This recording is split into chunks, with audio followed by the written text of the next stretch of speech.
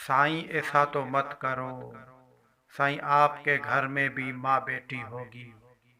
खुदारा छोड़ दो मुझे।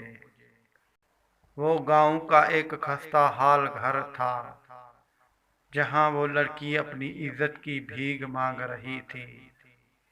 मगर वो शैतान था। आखिर कैसे तरस खाता। जब इंसान की अकल पर पर्दा पड़ जाता है तो वो तमाम बुरे काम शुरू कर देता है। सही और गलत भुला देता है, और यहाँ से होता है उसकी तबाही का आगाज। बाबूजी धीरे चलना, बड़े धोखे हैं इस राह में। वो शख्स मुस्तकिल इसके गर्द घूमता हुआ ये गाना दोहराता सीटी की धुन बजा रहा था, जैसे वो हर लड़की पर अपनी मोहर लगाने से पहले किया करता था।